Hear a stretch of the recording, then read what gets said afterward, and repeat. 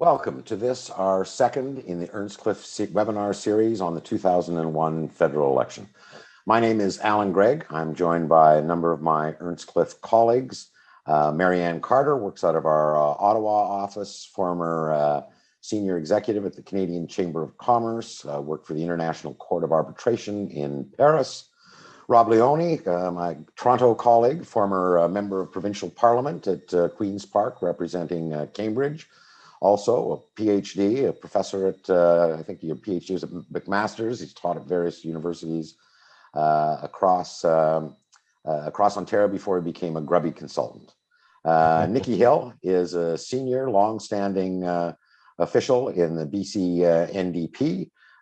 During all of Jack Layton's election, she ran operations in the province. And Andre Albinati from our Ottawa office, also a former senior staffer for Minister of International Affairs and member of Paul Martin's transition group. I want to not only welcome all of our viewers, but let you know that there's a Q&A function that you should feel free over the course of this discussion to put in any questions, either to an individual panelist or to the panel at large, and that will a couple times over the course of the conversation go to Marianne so she can throw some of these questions to the rest of the group. But before we get to the conversation, I want to also welcome my colleague, Doug Anderson. Doug is a long-standing senior public opinion researcher.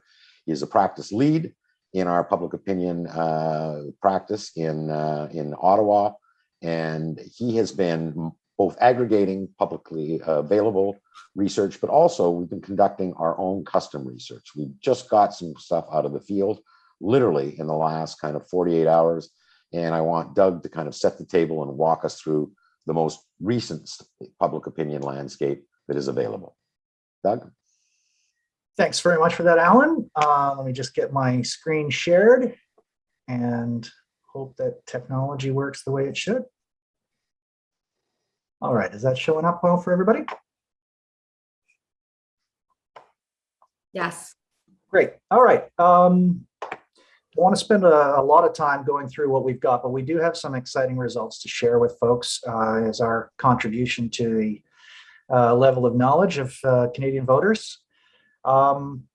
This information is all available on our website, so you can see all the methodological details that we need to disclose so that you can judge the quality of the data. But basically, it's a survey of 1,500 people that were conducted over 4 days, ending a couple days ago. So what do we find? Well, a week has shown us some significant change. If you ever needed a reminder, I don't think anybody should need a reminder anymore that campaigns matter. The campaign matters. And the shifts that we're seeing are small in a party by party basis, but when brought together, they make for some potentially important shifts in opinion. First of all, last week we reported that the Liberal Party had a 6-point lead that's been cut in half, and that's now standing at 3 points according to our survey. They still show a substantial lead in the Atlantic region, but that 6 points is a lot lower than what the party enjoyed in the 2019 election. Ontario likewise is at 6% according to our poll. BC is a race now that is absolute tie in our study between NDP and Liberal vote, and really the CPC is not that far behind at 26. And I would say that in recent years, BC polls have been the most erratic. So if you watch polling that gets released, and there's polls coming out every day, certainly several a week, the hardest region to really pin down is BC. We'll take a look at some of the aggregate results so you see what the trend lines look like. This is all published polls, national vote intention numbers, and these ones track back to April of this year. So what we're showing here is that slope upwards for the Conservative Party in recent weeks has become steeper and more significant. The Liberal decline is fairly evident there in that slope. PPC may be a long, slow improvement in their numbers, but the NDP, we're sort of seeing it as basically staying the same, but not all polls agree on that. Looking at the regional races, as we mentioned in Atlantic Canada, draw your attention that there was a time not that long ago where the Liberal Party enjoyed a really large lead in voter support there, and that is disappearing. And some of the polls recently have shown tighter races than even what this aggregate shows. So it suggests that there's something competitive going on in Atlantic Canada that wasn't going on a while ago. I would also draw your attention to Ontario, where just in the last bit of this graph, you'll see some lines start to change direction. And the striking changes are the red average in Ontario dropping down, and the Conservative Party and NDP both seeing increases. The NDP has been a longer, more gradual increase, but has shown more acceleration in the last few weeks. I had mentioned BC a moment ago. If you take a look at this BC chart, you look at how clustered the various dots are in these recent weeks. This is a province where the polls are very hard to nail down. I'm going to be very interested personally in following how BC unfolds. It doesn't stay as stable as other electorates. There was a finding that we highlighted last week when Hillary was doing this, and it struck us as significant, and that was that the Liberal Party enjoyed an 11-point lead among suburban voters in Canada.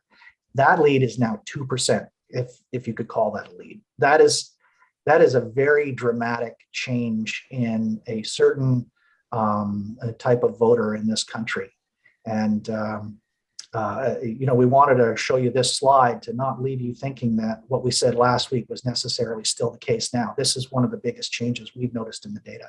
So, Doug, is it safe to say that we've seen that gap close from 6 points down to 3, and we've now been able to kind of isolate and identify where that's occurred? That the Conservatives seem to have a slight bump in Atlantic Canada, probably as a consequence of the recent Nova Scotia election, where the PCs formed a surprising government, and that also by a significant tightening of the race in suburban Canada. Is that fair? Yeah, I think that's fair. And as we've discussed sometimes, that the idea that people intentionally vote differently federally and provincially in order to get different outcomes there, it's a myth that seems to last a long time, and there's a lot of confirmation bias. So when people see it happening, they say, "See, that shows that it really happens," but there's a lot of times it doesn't. And people might be comfortable with Conservative both federally and provincially in Atlantic Canada right now. We also asked a couple interesting questions about how voters might change. And to this end, we wanted to know, do you have a second choice? And if so, what is that second choice? And what we find is that for every party's block of supporters, current decided and leaning supporters, there's definitely a very large proportion who are willing to say, oh, well, this party would be my second choice. And what we see on this slide here is where they go. And the NDP nationally is the second choice of 27% of decided voters right now. But where they go really depends on where they're starting. The Liberal voters, if they're going to go anywhere, it's NDP. As you see on this slide, it's pretty shocking that only 2% say that the Conservative Party would be their second choice. 56% of decided and leaning Liberals currently say the NDP would be their second choice. Conservative voters, on the other hand, are really divided over their second choice. And this, if I recall correctly, is quite different from what we were finding in 2019. 22% of Conservative voters now say the Liberal Party is their second choice. And it shows that there's some ability to move in one direction, but not the other. And finally, I would draw your attention to the NDP vote, where really largely they're going to go towards Liberal Party or the Green Party if they're going to shift at all. A couple of things, Doug, really struck me here. First, on the top line, second choice support is normally a fairly good surrogate for potential growth. And you can see how different it is for each of the three parties. The Conservatives only have 6% of the population that have them second choice versus 15% for the Liberals and 27% for the New Democrats. Again, historically, you would never see anything like that. Secondly, you look at Liberal voters, they have no propensity to vote Conservative whatsoever. So basically, that beating up on the Liberals on the part of Conservatives, there's nothing to gain there. There's no Liberal voters who want to vote Conservative. Similarly, if you drop down to the bottom, the BQ, which we noted also in our aggregate research, is surprisingly competitive with the NDP, similarly have no propensity whatsoever to vote Liberal. So there's very few votes for the Liberals to gain by going after the BQ. This really sets up, I think, the dynamic and understanding of what what we're going to see over the next 4 weeks. Yeah, the numbers in Quebec fascinated me. That it was really, if BQ voters were going to go anywhere, it's either NDP or Conservative. Mm-hmm. There's another dimension to layer onto that. It's the last thing we're going to really talk about, and it's the likelihood of people to actually switch to that second choice. When we ask this overall of all voters, there are right now 1 in 4 voters who say, I have a second choice and I'm at least somewhat likely to vote for that second choice. So there's a lot of potential mobility out there. And it reminds me of a study we did back in the 2006 election, where we tracked people 7 points in time over the course of the election. And while some of the numbers looked static on the surface, we found a huge proportion of people gave us different vote intention answers at some point over the 7 waves of study. And sometimes when we look at the national numbers and we see small shifts of like 3 or 4 points that end up mattering a lot, what we're not capturing is just how many people shifted from one direction to another direction, or a third body going a different way. There's a lot of that going on. And when we look at just among those supporters in a party who actually name a second choice, each of the 3 major parties have at least a third of their voters who name a second choice, who say, yeah, I'm at least somewhat likely to go there. BQ have the sort of the tightest lockdown of their voters. And how that shows up in terms of the total pool, we have this sort of shades of probability, if you will, of people voting for each of these parties. And the Conservative Party and the Liberal Party both have 24% of voters saying, you know what, I'm basically a hard supporter of that party. Each have another 7 or 8% who are saying, that's my party. There's some chance I might switch, but that's my first choice. And then the 2 sort of lighter shades of bluish here, if you will, show really what the potential is of gaining beyond the numbers that you've got right now. And that's where the CPC numbers are thinner than one might want. But the NDP have, they have the greatest potential for growth theoretically. How they can convert that is yet to be seen. They also are the party with the least proportion of people who are saying, I would never vote for that party, at 18%. So that yellow patch down the right-hand side shows the proportion of Canadians who are absolutely unwilling to consider any particular party. And it's virtually identical for most of the parties, highest for People's Party, but lowest significantly for NDP. And that's what I was going to share today. Well, listen, that's a terrific context and insights, Doug. I want to really thank you, and that we'll be back next week with more polling up to date. Doug said that campaigns matter. I mean, when I started in partisan politics, Dalton Camp said, you better learn the rule of 6, my son. I said, what's the rule of 6? He said, well, if you're 6 points ahead, get a good campaign song because you can't lose. And if you're 6 points behind, kiss your butt goodbye because you can't win. We're seeing here 26%, 1 out of every 4 voters saying that I have a second choice, and it's at least somewhat likely I may shift to my second choice between now and election day. Just unprecedented levels of volatility in the population. I want to go to all the panelists quickly with two very quick questions. First, just your observations of the last 11 days. I mean, what has struck you as kind of being the most important thing you've seen, or that could have the most influential impact on the 20th of September? Marianne, let's start with you. Sure. The data is really fascinating, and how much it's changed so rapidly. And I think it just goes to show that it's still anyone's game right now, and people are starting to pay attention. Typically when an election is called in the summer, and especially with COVID and the lockdowns, I think people tend to be more disengaged and taking holidays and that sort of thing. But I think it demonstrates that O'Toole is becoming more well-known. I suppose that a good test would be after Labor Day weekend, when it's back to school, people are back to the grind. It will be interesting to see how those numbers shape up. I think it also demonstrates that there's a lot of key issues that will be on the ballot that the Liberals are going to be tested against, whether it's the response to COVID or affordability measures, climate. But they have been in power for 6 years, and there's an old saying that citizens vote governments out; they don't vote them in.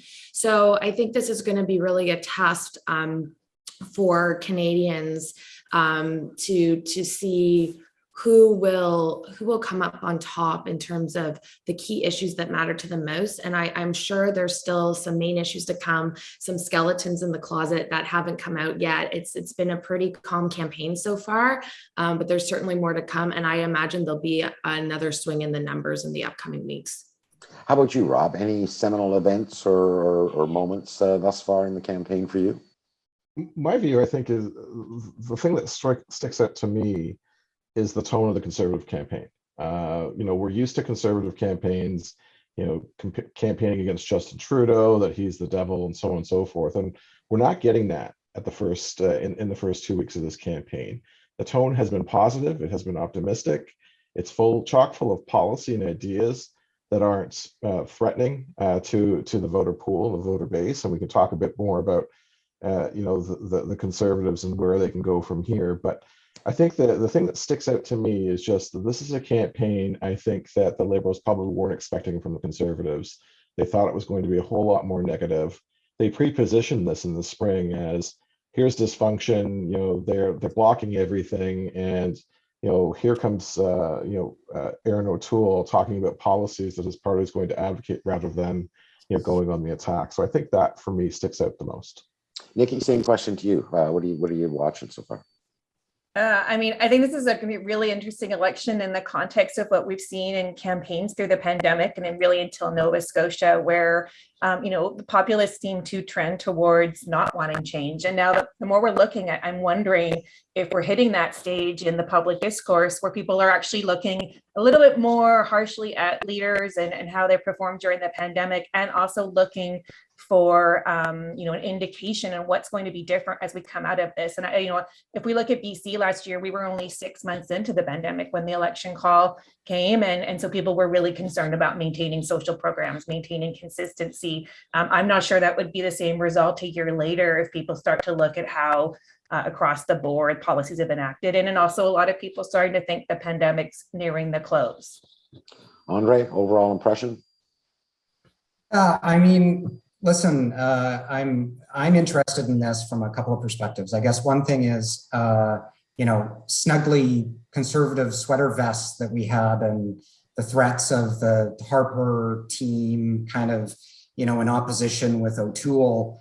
Nothing like an election to whip everybody into campaign mode and focused on what actually makes sense for them, which is their own electoral skin. So actually, I think for O'Toole, that just an election call probably benefited him from what we. Also, I think the sweater vests that originally existed are giving away to tight muscle shirts. So, and more moderate Chardonnay policies. So we've just seen some of those numbers. And I think, yes, the Conservatives are giving the Liberals a tougher time, and making a more difficult target for the Liberals. And I think the moderate early release of a platform, has helped them in that regard. So, Mary, sorry, finish. No, yeah. So I guess the issue, though, right? A close race is actually the Liberals, though. It helps focus, again, the reasons that people are voting. For NDP voters that may want to go towards the NDP, they may want to vote more strategically. And, so the Liberals can't afford too much momentum against them. So I think, especially before Labor Day, it makes it tougher for them to get back into the game. That's a really interesting point and insight, because everything Doug says, well, this is very bad news for the Liberals. It's good for the Conservatives. But the fact of the matter is, in 2019, and especially in 2015, the Liberals won because they were able to coalesce the center-left vote. They were able to coalesce the center vote by raising the specter of a horrid right-center Conservative government. And if no one thought the Conservatives could win, that prospect doesn't exist. Actual tightening of the polls in a perverse way, to your point, may actually help. Very interesting. I'm going to go, Marianne. You've noted in the audience questions that there's some things that you don't want to let go. Yeah, there's two great questions, and I think we would be remiss not to touch on them. And so, to build off what Andre was just saying, a viewer has asked, how susceptible are NDP voters to strategic voting, namely voting Liberal to stop the Conservatives? And a second question is, and I find this a really interesting one as well, based on your polling data, what do the Conservatives have to do to actually win? They don't appear to have sufficient second choice numbers. Both really fascinating questions, and one I know we grapple with internally with the Earnscliffe team. Well, in fact, that's right along some of the lines of questioning. So why don't we just jump right there to the first, to Nikki on the NDP. I mean, I've been around long enough. When you ask the question, who'd you never vote for? The NDP always was highest on that. It is now the lowest on that. The notion that the NDP has got the highest levels of second choice support by a big margin over the Liberals, again, unheard of. That said, the Liberal and NDP vote is very porous as we've seen. Most Liberals would vote NDP, and a plurality of New Democrats would vote Liberals. How do you prevent getting caught in that pincer that Andre's talking about? Yeah, and I think there's actually a lot going on here to unpack. And if we think about what happened in 2015 and 2019, where that specter of the Stephen Harper and having progressive experience, what those cuts looked like and what programs looked like, was easy, I think, to rile people up. But if we are talking about, like we just did, where Aaron O'Toole's coming in from his platform, that may not be the wedge that progressive voters are looking for. They may actually not feel that fear. And I think the other thing to be really careful about is that there's sort of the dynamic around the fact, Jagmeet Singh is not the same Jagmeet Singh as in 2019.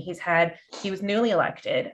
He's been working really hard across the country. He's built a really great team compared to coming in 2019. There were some natural retirements with MPs coming out who were really strong. The team on the ground is strong. He's been able to really connect with Canadians, and he's been able to build that presence across the country. We talk about that social media style, and the reason that social media is so important during this campaign is we are in a pandemic, and you haven't been able to get out to the doorstep or get to events to meet people the way you'd want to as a new leader. So I think these are all really important pieces. But I think the other thing that progressive voters are going to be looking at is, and I specifically actually think that Justin Trudeau is making himself fairly vulnerable right now on announcing so quickly in the campaign policies that could have been enacted in the last 6 years of government. So you start to say, okay, if you don't want to have the Conservatives in, progressive voters, you need to vote Liberal. But at the same time, you have the NDP having demonstrated through the last session that they were actually pushing the Liberals to expand programs, to deliver, to fight for things like pharmacare and dental care, that when we're going back to talking about things like affordability as being top in the campaign, really stand out, I think, for people who have been struggling through the pandemic and beyond. Rob, the second question that Marianne posed from the audience was my first reaction when I saw Doug's polling is that the Conservatives don't have enough second choice support to win here. Only 3% of the electorate said these guys are my second choice, and I'm at least somewhat likely to vote for them. That's not much room to grow.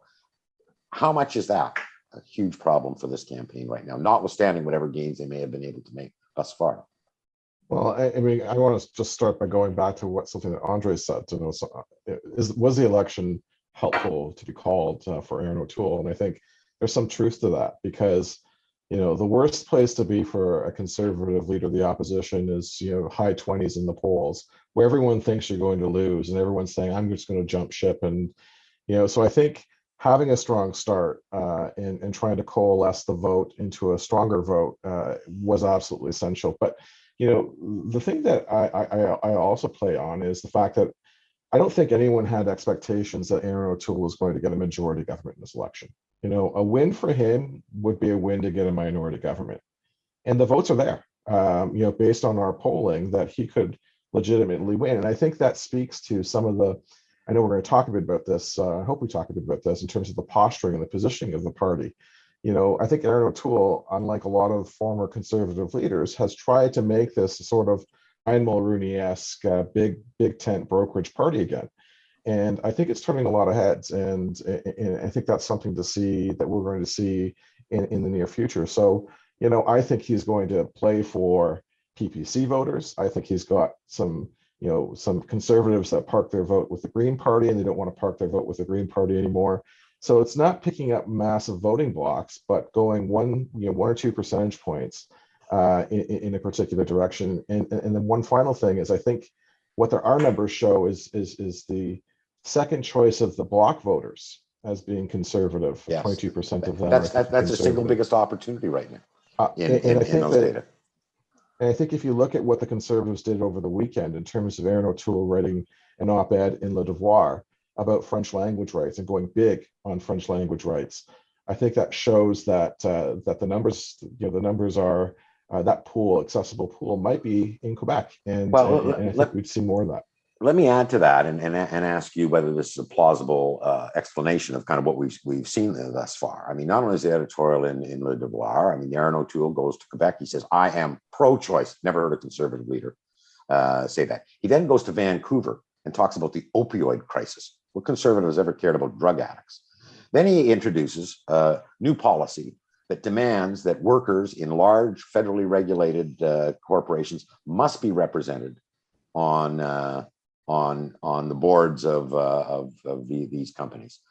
I looked at that and kind of scratched my head until I saw the polling and said, these guys are trying to expand their second choice vote. That's what they're doing.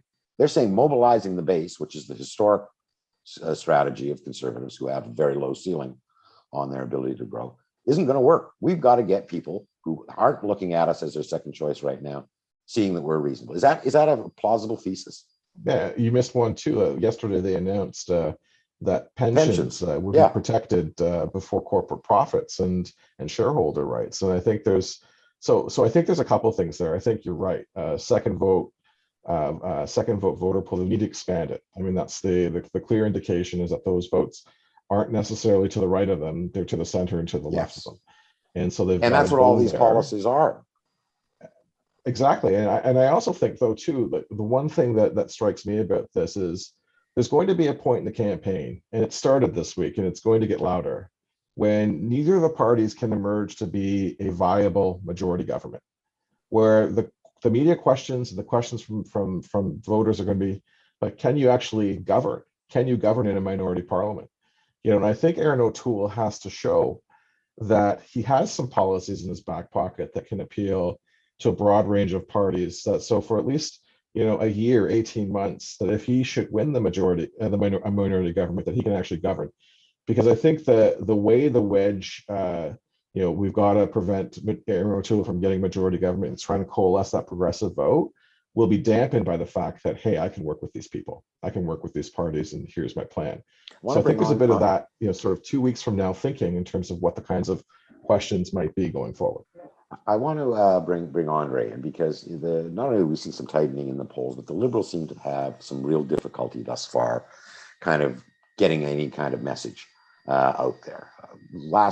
This week, we saw them pivot to try to go right after Aaron O'Toole, specifically and most recently on healthcare, which we know. I mean, you know, Mr. Pettigrew, who said maybe two-tier healthcare might not be a bad thing. And he was no longer Minister of Health. That's poison. And that's what they're trying to hook on him right now. If you were a senior Liberal strategist, what would be going through your head right now? So I guess it's where's our great campaigner, right? Like the Prime Minister is one of the campaigners in the past 2 decades, quite frankly. And so where is he, and how do we get him back into the authentic space of campaigning, of being present for voters? And I think that's one of the questions they're trying to figure out. And so he remains that way, and he's great with crowds, right? So I think it's harder to assemble crowds during COVID to feed off of. He delivers policy well and takes his shots, but it's fair to say the media, discounts his campaigning strength as a given and is looking for him to, I guess, crystallize both the reasons for the election and his economic recovery plan. So I think that's part of it. And he's made at least 2 costly promises in healthcare, right? $9 billion for LTCs, another $9 billion for the provinces to reduce wait lists and hire medical staff. And the large spending numbers, though, I think are hard for people to separate from, the billions spent in the past 18 months. I sound like I keep having Carl Sagan in the back of my head, billion, but it's been necessary. And I think that, Canadians understand that's necessary, but how you sort of disaggregate the key elements that are impactful on people's lives, I think is a challenge for him. So I think it took until week 2 for the Liberals to address affordability, the cost of living concerns, but beyond what the distant April budget laid out, including the promise of cheaper daycare. And I think the affordable housing package is getting praise. It's fresh out of the gates, but and it's the kind of top of mind issue that I think that voters want to see addressed. I think it's important for 20 and 30 somethings. I think it's something that didn't exist in the 2019 campaign. So I think that's important, and all parties are talking about that now.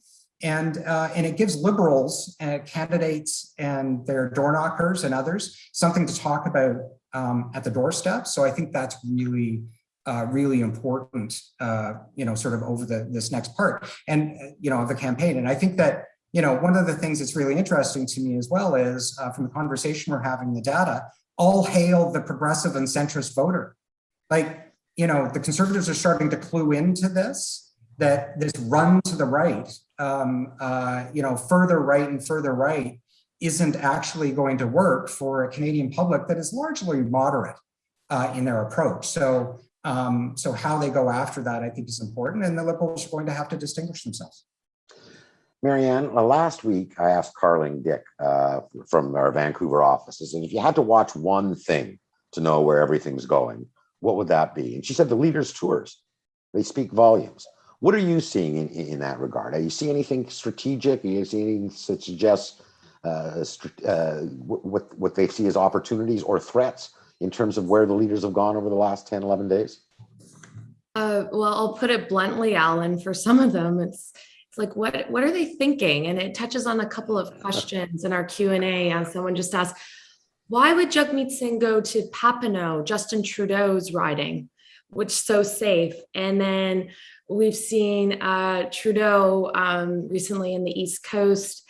And it's almost baffling, sometimes when the Conservatives go out West, where there's so many safe seats. And I think maybe it does touch on the numbers on the second choice votes, but it is very interesting because at the end of the day, the campaign is not a long one. Every day matters.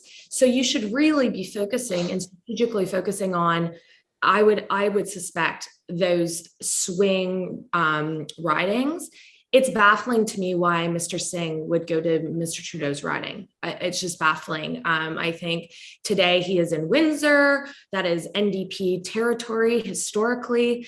So there's almost like, in some instances, it seems like the leaders are either trying to reaffirm the support they already have in their stronghold ridings, and at least say a quick hello, like Mr. Trudeau did in the Regina airport, I believe it was a few days ago, just to say they were there and they made present, very much like the Prime Minister is in Surrey today, which is Mr. Singh's riding. So I think if I had to venture a guess, they're saving up the last couple of weeks of the campaign to really focus on those ridings that are traditionally swing ridings in the GTA, some areas in British Columbia, some areas in Quebec. But yes, I think Carlene's very right to say the leaders tours definitely pave the way the closer we get to election day on where the minds of the voter were at. Nikki, you mentioned that Jagmeet Singh has grown tremendously since 2019, and we're seeing all kinds of commentary about how well he's connected with the electorate, especially young people. And in the polls Doug showed, I mean, there has been a steady increase in NDP vote in Ontario. They're tied in BC, but we haven't seen any real breakthrough. They got 27% of the population who says these guys are my second choice. What do they have to do to get that breakthrough? Yeah, I just want to go back to where Jagmeet Singh is going, and I'm not on the tour, I'm not advising, but when I look at the experience of Jagmeet Singh as a leader compared to others, we do go back into, I think, what a lot of commentators are talking about, which is that authenticity and what he brings into the role that's different from others in the past. So, I would actually speculate, going back to 2011 and the Orange Wave, a lot of work had to happen for years in Quebec, led by Jack Layton and the Quebec NDP team, to make that progress. And of course, the right dynamic can play. But also Jagmeet Singh's the kind of leader who is going to go and make sure that candidates of color that he's recruited and that he supports are getting that support from the central campaign. And I think that's not a dynamic that normal political watchers are looking for, because it's not a dynamic that leaders often prioritize. So again, speculation on why he might be going in and showing that level of support, but these are priorities that really matter to him, particularly in the recruiting candidates to run for the party. So what does he have to do? Well, I think, continue to show that I actually think it's not a bad thing if both it starts to play out that it looks like there might be a minority conservative, minority liberal government, because that means voters can actually look at how many New Democrats they need to have there in the House to stand up and push either one of those parties. And so I think that's a strong position for Jagmeet Singh. I think it's a strong position for him to keep reminding people of the work the NDP's done throughout the pandemic. But I think also it leads into who's actually talking about people right now. And all the parties are trying to pick up on that in the second week. But I still think we're sort of missing some of the, we jumped into the campaign and issues were being driven pretty hard, but we're still in a pandemic. We're still, the campaign was called here when BC was on its worst day of wildfires. Highways are being shut down. People are being evacuated. Who's actually talking to voters about where they are right now? And I think that's what Jagmeet Singh does. He's out there, he's empathetic, people respond to that. And so I think you'll continue to see him really just be himself. And in this campaign, I think the team around him knows how to work with him to allow that authenticity and allow that passion to really shine, because it's there, it grows with people, and people are getting to know him. Is the NDP strategy to say this is all about leadership? Is that what it's going to come down to? Well, I think it's a good strategy when you're looking at the three leaders and looking at their response. So, I mean, while the NDP itself hasn't been growing, in leaps and bounds across the country, Jagmeet Singh's popularity has been. And there really are credible points to push on now to say, look, we were there. We were the ones that pushed on Serb and Suze, and we stood up for you. So I think when, you're going into a minority liberal government situation, potentially, voters actually need to know that they can have that, someone's got their back. And I think that's what he's selling as a leader, is that he's there for people. And I think people are obviously picking up on that. Rob, Andre mentioned that Justin Trudeau is a terrific retail politician. I mean, and I've seen him in action, and he is. And the Liberal War Room has also proven to be pretty savvy. They've turned their guns on O'Toole a couple of times. I mean, saying that pro-choice isn't the right of doctors to choose whether to do an abortion or not. It's a woman's right to choose. And more recently, they've used the notion that O'Toole believes in choice in the healthcare space is just a dog whistle for privatization. How does he disarm those claims that obviously haven't stuck to date, but are always part of the conservative vulnerability, especially when there are other members of his party who perhaps actually believe the things that are being alleged against him. So, I mean, I think this is the contrast, right? Like, I think that when you had, you had Harper and you had Scheer as leaders, they were uncomfortable to contrast that social conservative element. And the difference with O'Toole is that he is saying, look, I'm pro-choice. He's saying that we've got to preserve, a public insurance for healthcare. Who operates those facilities shouldn't really matter so long as we're getting health outcomes that we want. And I think that the attacks, they're the same attacks that they've used for the last, 3 or 4 elections. And I think people are growing tired of them, right? Like, I think a lot, I mean, from a conservative perspective, a lot of the attacks to date have been blunted by the fact that they have been, what did Twitter call it? Adjusted or manipulated media. Manipulated. That's the word I was looking for. So, I think that there's an element to that. Okay, we've seen this story before, and this is what they always do. And I think there's a concerted effort from the O'Toole camp to say, look, we're going to blunt these attacks. We know they're coming. This is the same playbook they always do. And I think people are attuned to that. And if I can go back to what Nikki was saying about Jagmeet Singh, like, I think there's an element of this, like, these two parties can sort of bat it all out. They're going to do what they always do. Here's what we're doing. He goes to Papineau. That's not the playbook that a traditional campaign does, right? So he's being bold by being different, and I think that's to his credit. I served with Jagmeet Singh, by the way, when I was at Queen's Park. So, I think that the word authentic certainly would be a word to describe him during just his presence and demeanor in the House. Back on Aaron O'Toole, but the very fact that he stands up and says, I am pro-choice, that he's offering a lot of policies that would be at least center, if not center left. Does that mean he's not afraid at all of Bernier's People Party or the Maverick Party out west? That he's not afraid of his right-wing flank? I mean, I think that,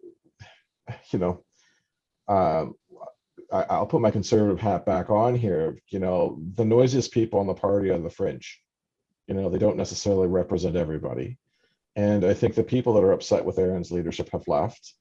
I think that they might come back if he's got a shot at winning. But, ultimately, you've got to, if you're a leader of the party whose perspective is to win, you've got to go to where the potential votes are. And I think so. So I think he's concerned about it. I think they're obviously going to look at what happens with that PPC number. But I think that problem was bigger when he was at 28% in the polls.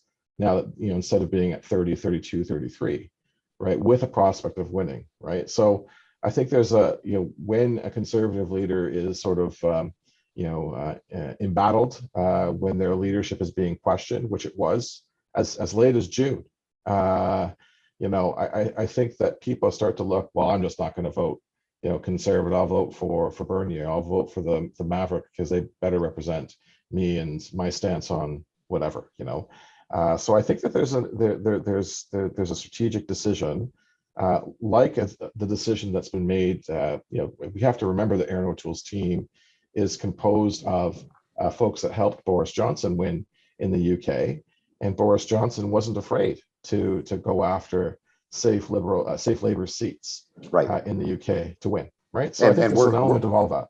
Working class suburbans, for sure. Marianne, Exactly. you've been monitoring questions from the viewers. Anything there that you want to put to the panel? Yeah, just on that point, and we have a number of questions, but just to touch on that, the social conservatism and Maxime Bernier, what about his party, the People's Party? And, they made a bit of a splash a few years ago, and I don't know if Rob's the right person to answer this or everyone has a view on this, but there is that sort of notion around the big tent conservatism and those folks that fall in the more social conservative category that Maxime Bernier has been able to pick up over the last couple of years. And a viewer is wondering our thoughts on that. Rob, do you want to get that? He's going to participate in the leaders' debate this time, is he not? No, he's not. Okay, well, that's interesting. Rob, you got any view there? I mean, this is like a perennial fight, right? Like, how do you take all of your different factions, and the Conservative Party has a lot of factions that you have to deal with to build this sort of brokerage coalition of sometimes competing interests, right? So it remains to be seen how that happens. I know one of the questions that O'Toole received from the media and from his town hall was his stance on gun control and the policies that he wants to sort of get rid of some of the red tape involved with acquiring firearms. Like, I think, you know, those are the kinds of things that he has to keep saying in order to keep that social conservative element at play, or those freedom fighters that are more libertarian minded and want the state out of our lives and certain elements of it. So I think it's on the balance, hanging on the balance, you know. And I think go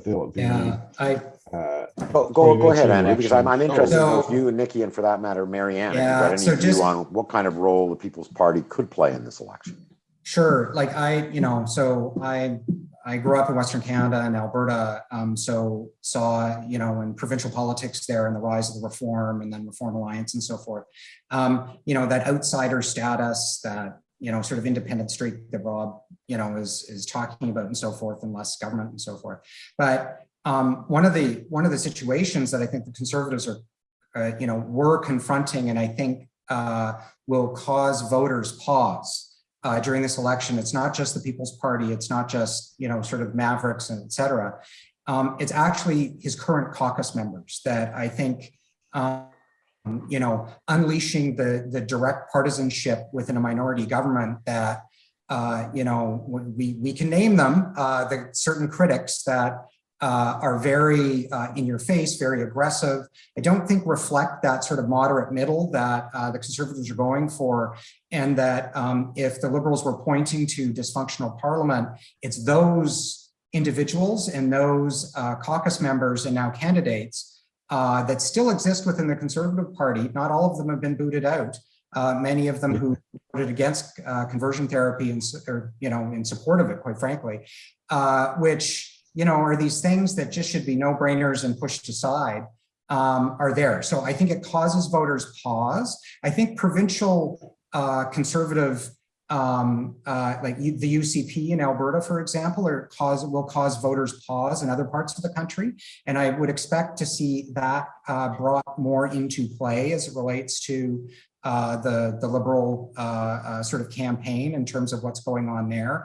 And yes, that will go into a conversation about public and private healthcare that we've seen over the course of sort of the early this week, because that's Liberal strength. You know, whether it's Kabuki theater or not, it's Liberal strength, and they're going to play to that. So, you know, if O'Toole can get beyond that, that concern, then good on him. I don't think it's evident though, and I think he's got a long way to go on that track. But can I just jump on that? Sure. Yeah, just on, like, I think that's true. I think there are, it's what the other candidates are going to say that might foil this, but you know, it's referred to, Rob, it's referred to as the Yahoo effect. I won't say that, but I'll let you go. I'll let you say it unchallenged. But one of the sort of obstructionists, you know, is Pierre Poilievre, right? And if you've looked at Pierre Poilievre's campaign since it started, it's also positive and optimistic and speaking to the values of the base, right? So I think that, you know, there's a lot going on that's showing a lot more thought to the potential, you know, attacks that might be coming, to try and blunt them ahead of time, to make sure that, you know, it's the Liberals that are sounding, you know, ridiculous and far-fetched and so on and so forth. So I think there's a lot of thought that's been going on. And conservative campaigners from you know, the central campaign usually go into Cheryl Gallant's riding and lock her away somewhere for periods of time. But we've only got 10 minutes later, so you know, being a vocal voice on these things. So I want to shift gears. No more time for Maxime Bernier and the hey, but I just want to say, we drove to the dog beach in 5 minutes last night, saw multiple signs for the PPC, a campaign truck for the PPC. Like, let's not write off what impact they're having in the West. And I also think the other thing that we need to, you know, not be smug as Canadians about, you know, what we're going to see with mandatory masks coming back in, what the pushback's going to be. We can't be smug about racism. I think we have to be watching, particularly after Labor Day, where some of these shifts start to happen, because I was pretty surprised to see that campaign truck driving around in my suburban Vancouver riding last night. Marianne, we're starting to see the advertising campaigns ramp up, both in traditional media, but especially social media, and probably much more after Labor Day. I mean, you've been following this. I mean, has anything caught your attention in terms of themes that are being voiced in media and advertising we might not be hearing through the general news channels? Well, I think we've certainly seen the issues seep in that we've touched on throughout this discussion, whether it be affordability, health provisions around COVID-19. But I find it really interesting, particularly with the Conservatives, because while it's maybe the most progressive type of campaign we've seen to date, and this is my own subjective view, I find a number of the issues they touch on very similar to a Harper-esque campaign, tough on ethics. Again, big bad lobbyists like us, issues around sort of touching every sort of type of constituent, whether it's seniors, there's issues around mental health.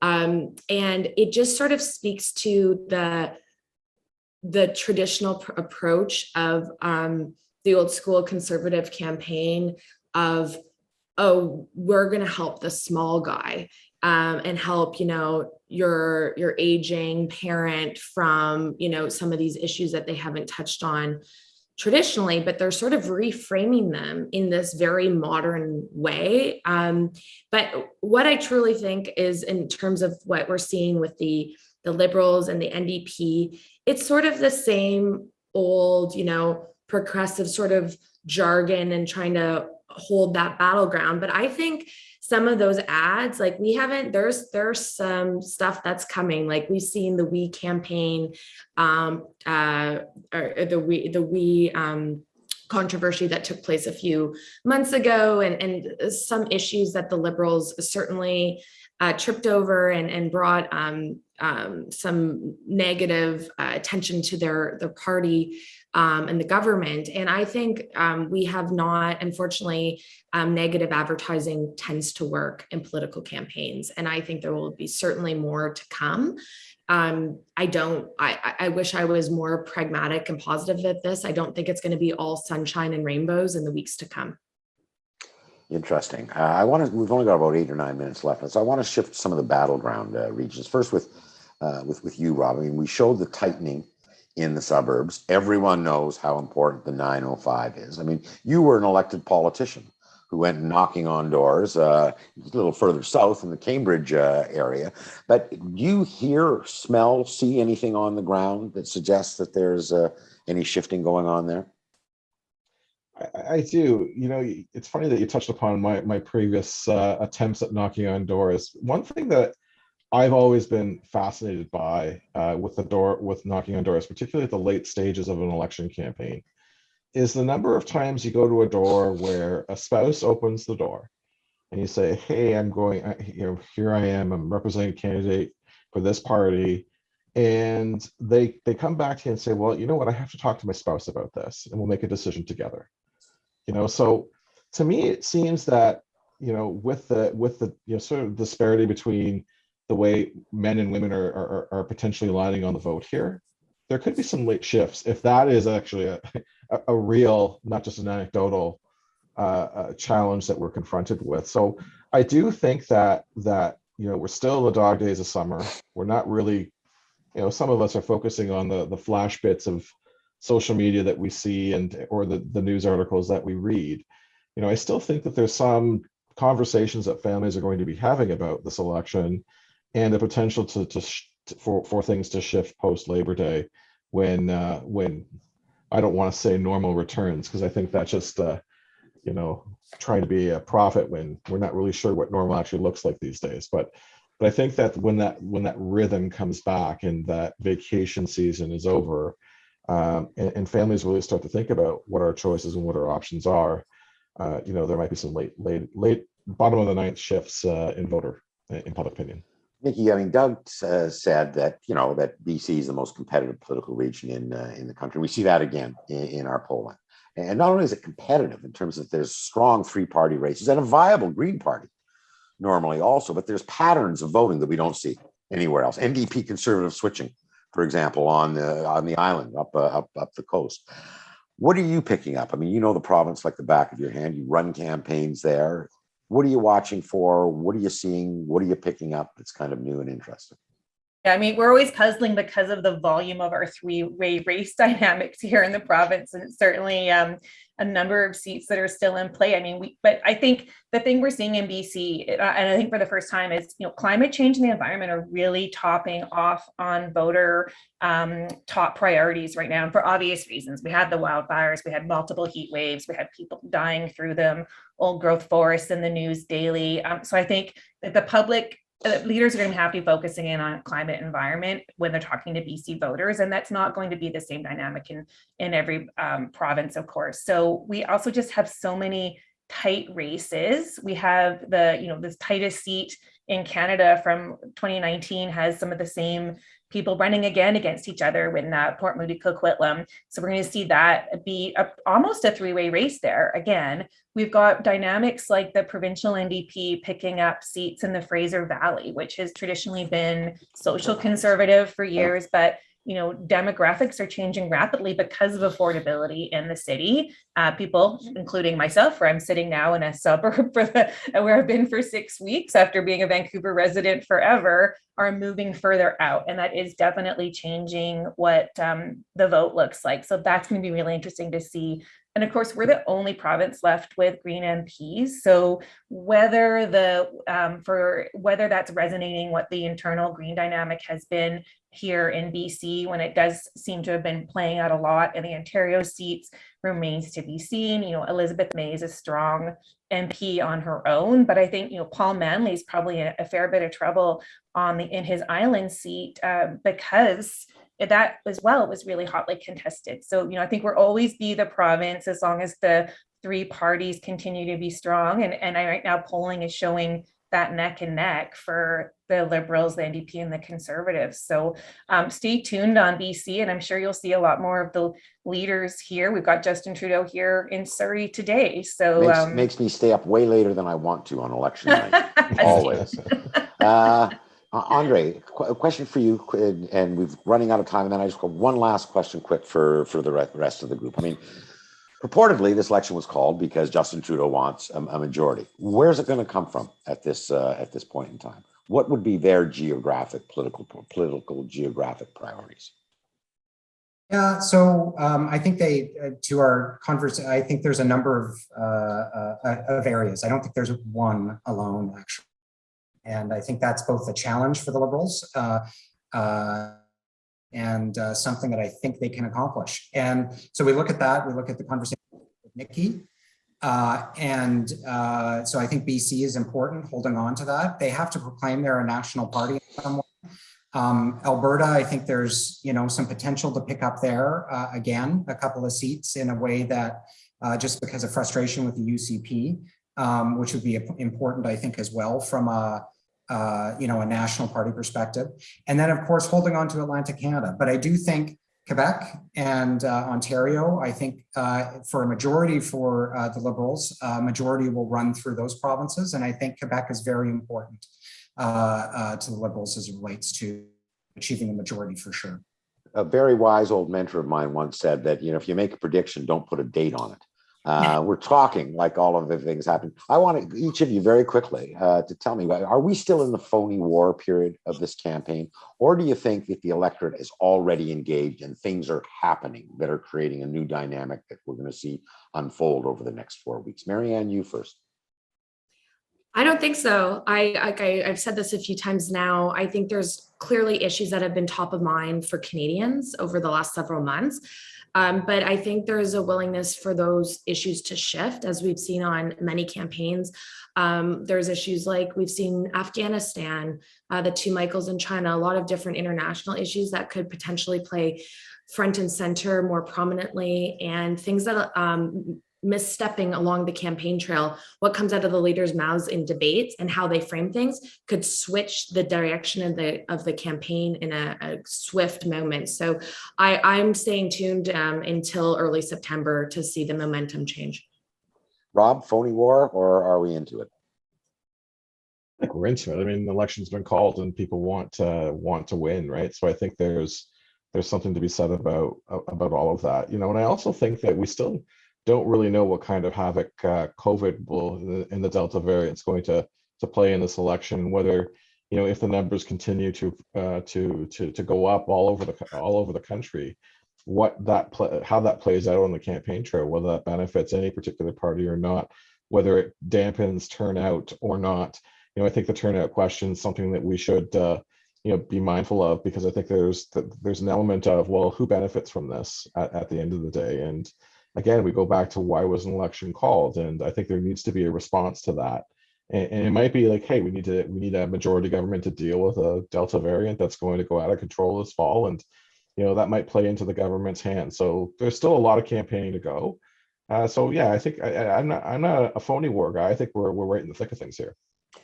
Nikki, and then the last word to Andre. Yeah, I think we're in it. I thought calling a summer election was going to, was part of the strategy in terms of voters paying attention to issues, but I think they're paying attention. I think it's probably because of the pandemic and the fourth wave and return to school and people needing to be more aware of what's going on in politics. Again, back to things like wildfires. I think we're seeing that those changes show that people are actually paying way more attention than I would have predicted that they were going to be on August 15th. Andre, what's your take? Just wait until those debates and we'll see how they roll out. I think those are important, but I do. They always seem to be a seminal point of the campaign. Yeah. So I'm looking forward to that, certainly. Seeing what the changes are coming at how the leaders pivot their conversation for those debates. So some of it is they're trying out some of those different narratives and seeing where that will need to land. I think for the Liberals, they do have some significant achievements that they haven't even really been able to talk about yet or show differentiators on, including childcare, which they've now finally delivered on. And once again, the Conservatives are threatening to rip up those agreements and replace it with who knows what. So it's, there's some of those in terms of those trade-offs that we'll see where they land. And I think as well, with the deployment of actual affordability, that affordability debate actually now kicking off, that actually is something to watch very closely. Yes, to Rob's point on the Delta variant and how that impacts the votes, et cetera. I think whether votes can turn out, how they turn out, I think can be impacted by COVID. And yes, I do think that if the Liberals are able to portray and be a calm, thoughtful campaign, which they were in government during a period of pandemic crisis, then actually I think voters will look to kind of, that actually is something that we want to just stick with. So that's where I'm landing on this so far. So the tyranny of time is upon us. I want to thank all of you. Great conversation as always. Really good joining you for it. And I want to thank everyone who tuned in. Let you know if we didn't get to your questions, and Mary's telling me that there's lots that were in there, we will provide some written response. We'll also send you a link for this conversation so you can send it around to your friends, put it in a cherished place in your house. And a reminder that this is part of the series, that they happen at noon on Wednesdays, and that they start with brand new, fresh polling that you're not going to get anywhere else. So with all that, be safe and take care of yourselves. Thank you all.